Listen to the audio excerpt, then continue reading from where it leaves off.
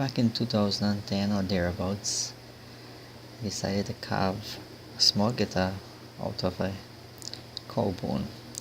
Had some cow heel soup, had a nice looking bone. Decided, hey, let's carve a guitar out of it. So it's a pendant. It's about 6 centimeters long.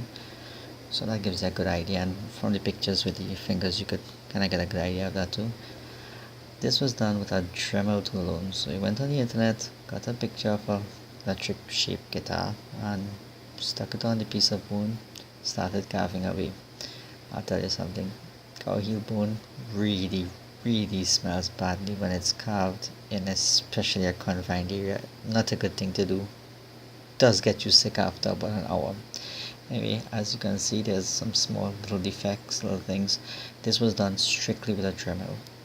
Those emery, nothing. The back of this thing was curved because it's a bone, and it was flattened again strictly with the rotary disc on that dremel.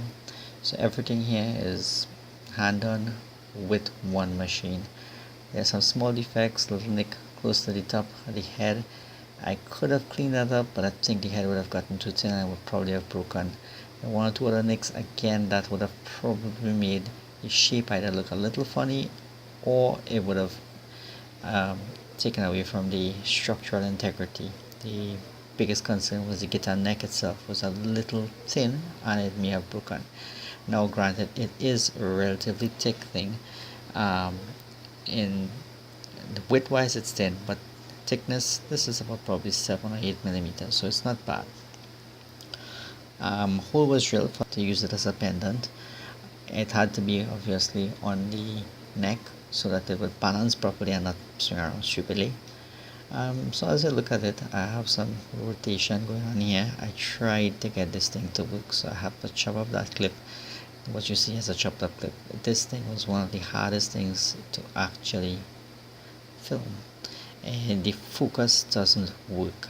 It doesn't work because I have to be close to get a good level of detail and for you to see the bone finish.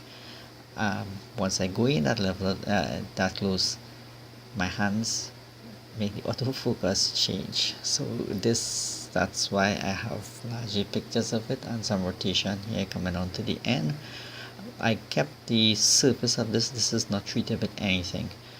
The surface of it, as you can see, is raw bone. I did not polish the front, and I deliberately did that because it has a really nice finish to it, a look, a natural finish. If I go to polish that, then at the back it will be shiny. Yes, that has some appeal, but it's not the full natural look that you get with the front. So it has its proper bone finish.